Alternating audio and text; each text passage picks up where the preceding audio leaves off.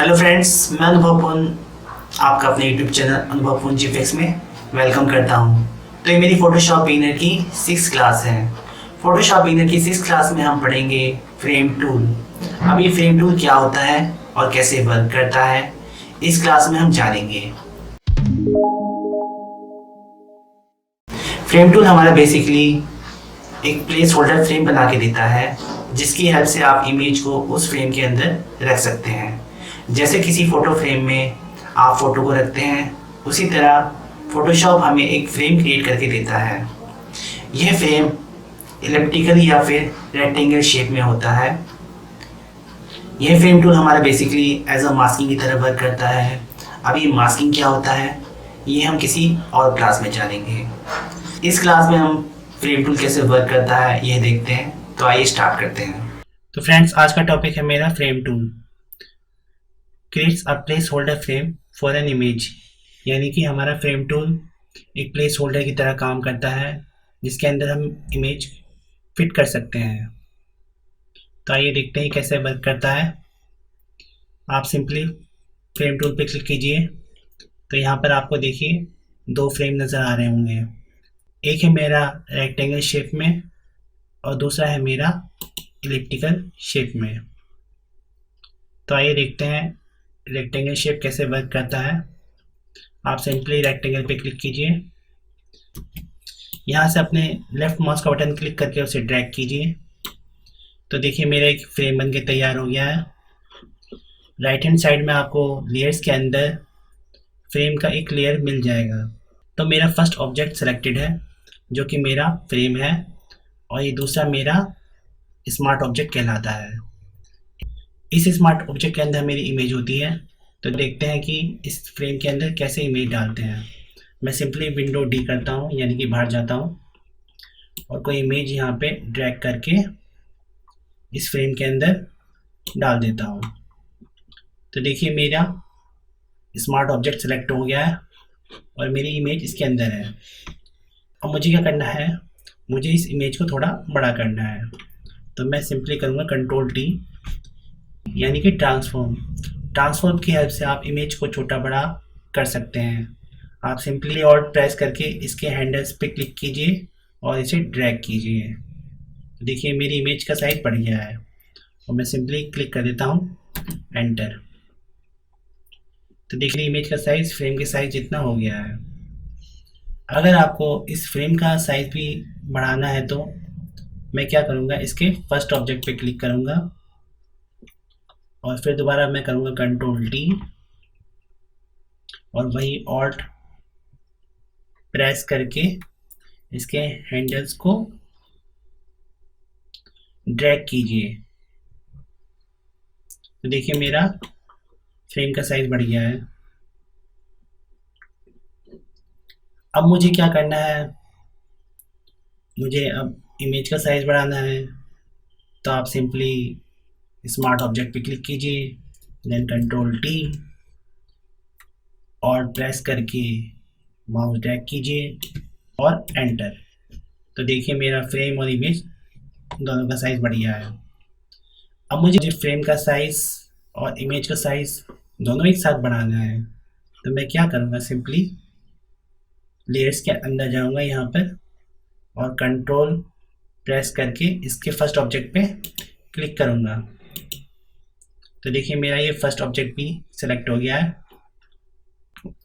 Control की help से आप दोनों ऑब्जेक्ट एक साथ सिलेक्ट कर सकते हैं। अब मैं सिंपली क्या करूँगा, कंट्रोल टी देन और प्रेस करके इसके हैंडल्स को ड्रैग करूँगा। तो देखिए मेरा दोनों एक साथ बढ़ रहा है और सिंपली प्रेस करूँगा एंटर। इसी तरह से आप इसको छोटा भी कर सकते हैं और सिंपली इसको ड्रैग करके यहाँ फिट कर दीजिए। नेक्स्ट है मेरा इलिप्टिकल फ्रेम टूल। तो आइए देखते हैं कैसे वर्क करता है। मैं अपने माउस का लेफ्ट बटन क्लिक करके इसे ड्रैग करूँगा। तो देखिए मेरा फिर दोबारा एक फ्रेम टूल बनके तैयार हो गया है। मैं दोबारा विंडो डी करता हूँ, यानी कि बाहर जाता हूँ और कोई इमेज लेके इस पर ड्रैग करता हूँ। तो देखिए स्मार्ट ऑब्जेक्ट के अंदर मेरी इमेज आ गई है। अब मैं दोबारा क्या करता हूँ, इसे कंट्रोल टी और ऑल्ट प्रेस करके इसे थोड़ा ड्रैग करता हूँ और कर देता हूँ मैं इसे एंटर। तो देखिए अब मेरी इमेज इलिप्टिकल शेप के अंदर आ गई है। मैं थोड़ा इसे मूव कर लेता हूँ। इसी प्रकार अगर मुझे फ्रेम का साइज बढ़ाना है तो मैं क्या करूँगा, इसके फ्रेम को क्लिक करूँगा, देन कंट्रोल टी और प्रेस करके इसके हैंडल्स को ड्रैग करूँगा। तो देखिए मेरे फ्रेम का साइज बढ़ रहा है, देन एंटर। अगर मुझे इमेज का साइज बढ़ाना है तो मैं स्मार्ट ऑब्जेक्ट पे क्लिक करूँगा, देन कंट्रोल टी और प्रेस करके इसके हैंडल्स को ड्रैग करूँगा। तो देखिए मेरा इमेज का साइज भी बढ़ गया है, देन एंटर। इसी प्रकार अगर आपको फ्रेम का और इमेज का साइज दोनों बढ़ाना है तो कंट्रोल प्रेस करके इसका फर्स्ट ऑब्जेक्ट पे क्लिक कीजिए,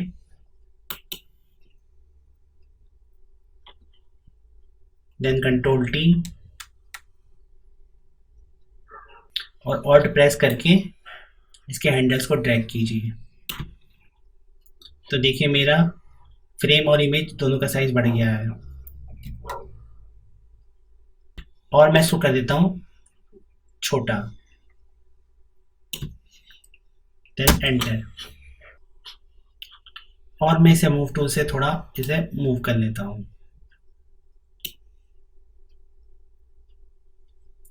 और इसे थोड़ा और छोटा कर लेता हूँ, देन एंटर। अब सपोज कीजिए मुझे फ्रेम टूल ये रेक्टेंगल या इलिप्टिकल शेप में नहीं बल्कि पॉलीगन शेप के अंदर चाहिए या फिर किसी और शेप के अंदर चाहिए। तो मैं क्या करूँगा, सिंपली यहाँ पे वो शेप कॉल कर लूँगा, यानी कि मैं पॉलीगन ले लेता हूँ और इसको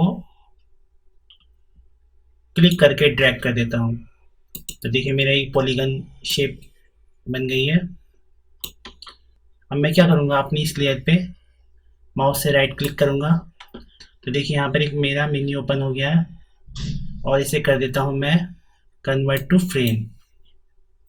कन्वर्ट टू फ्रेम करने पे देखिए एक विंडो ओपन हो गई है। इसमें इसका नेम और इसकी विड्थ और हाइट दे रखी होगी। मैं क्या कर देता हूँ, इसे सिंपली ओके।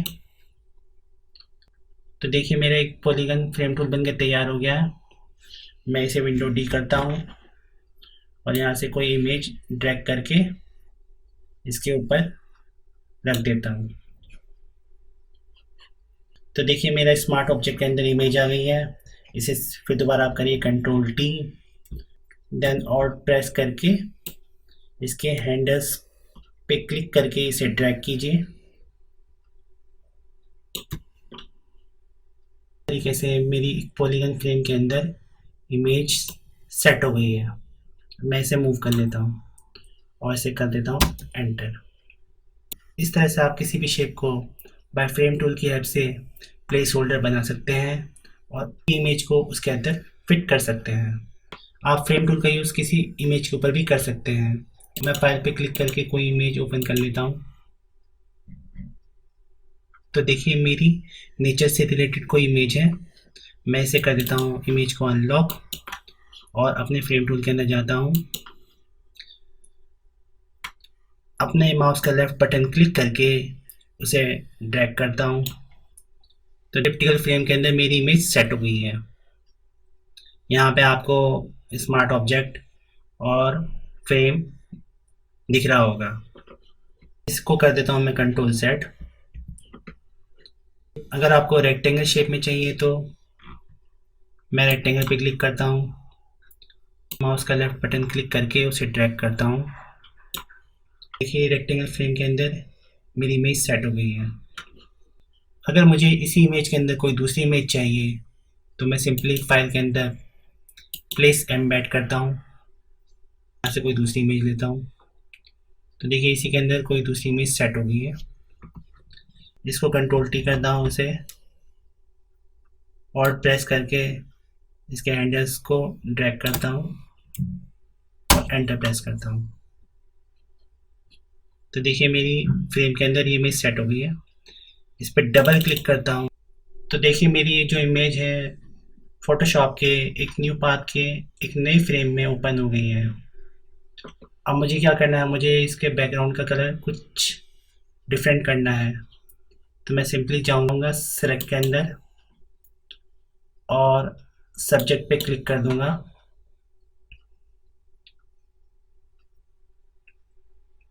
तो देखिए जो मेरा ऑब्जेक्ट है सिलेक्ट हो गया है, बट मुझे उसका बैकग्राउंड चाहिए।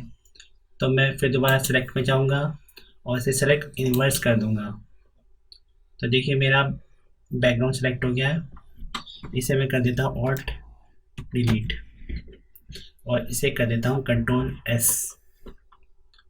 कंट्रोल एस करने पर आपको एक पॉपअप स्क्रीन शो होगी जिसमें इसकी क्वालिटी और कुछ उसके ऑप्शन फॉर्मेट देखने को मिल जाएंगे। मैं इस पर ओके कर देता हूँ कंट्रोल डी यानी कि अनसेलेक्ट। और मैं फिर दोबारा अपनी उसी प्रीवियस फाइल के अंदर जाता हूँ। तो देखिए मेरा इमेज थी उसका बैकग्राउंड का कलर चेंज हो गया है जो कि मैंने इस इमेज में किया था। इसी प्रकार आप इन फ्रेम्स की इमेज के अंदर भी चेंज कर सकते हैं। जैसे मुझे शेप के अंदर इसका कलर चेंज करना है तो मैं सिंपली स्मार्ट ऑब्जेक्ट को सेलेक्ट करूंगा और इस पर डबल क्लिक करूंगा और यहाँ से फिर दोबारा सेलेक्ट सब्जेक्ट। तो देखिए मेरे ऑब्जेक्ट सेलेक्ट हो गया है। Then select inverse then all delete. तो देखिए मेरा बैकग्राउंड कलर चेंज हो गया है। इसे control D then control S. Control S करने पे फिर दोबारा एक पॉपअप शो हो गया है। इसे मैं कर देता हूँ ओके। अब मैं अपनी प्रीवियस फाइल के अंदर जाऊँगा। तो देखिए यहाँ पे बैकग्राउंड का कलर चेंज हो गया है। इसी तरह से आप रेक्टेंगल शेप का भी कलर चेंज कर सकते हैं। डबल क्लिक कीजिए देन सेलेक्ट सब्जेक्ट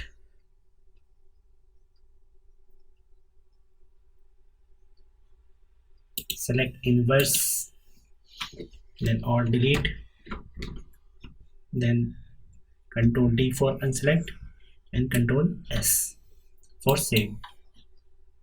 और मैं फिर दोबारा जाता हूँ प्रीवियस फाइल के अंदर। तो देखिए इसका कलर भी चेंज हो गया है। तो फ्रेंड्स इसी तरह से आप अलग अलग शेप का यूज़ करके पाइपलाइन टूल की हेल्प से उसे प्लेस होल्डर बना सकते हैं और उसके अंदर इमेज फिट कर सकते हैं। तो आई होप आपको फ्रेम टूल अच्छी तरह समझ में आ गया होगा। तो फ्रेंड्स आज की मेरी क्लास इतनी ही थी। आई होप आपको फ्रेम टूल अच्छी तरह समझ में आया होगा। इसकी ज़्यादा से ज़्यादा प्रैक्टिस कीजिए, प्लस मेरी पिछली क्लासेस के टूल्स की और भी ज़्यादा प्रैक्टिस कीजिए, तभी आपको ये टूल्स अच्छी तरह समझ में आएंगे। मैं आपको फोटोशॉप बिगिनर की क्लासेस स्टेप बाय स्टेप लेके चल रहा हूँ ताकि आपको फोटोशॉप अच्छी तरह समझ में आए। ये क्लासेस उन लोगों के लिए है जिन्हें फोटोशॉप बिल्कुल नहीं आता है। आई होप आपको मेरी क्लासेस से फोटोशॉप अच्छी तरह समझ में आए, ऐसी आशा करता हूँ। तो फ्रेंड्स आपकी फोटोशॉप से रिलेटेड कोई क्वेरी है तो प्लीज़ हमें कमेंट सेक्शन में बताइए, हम उसे सॉल्व करने की कोशिश करेंगे।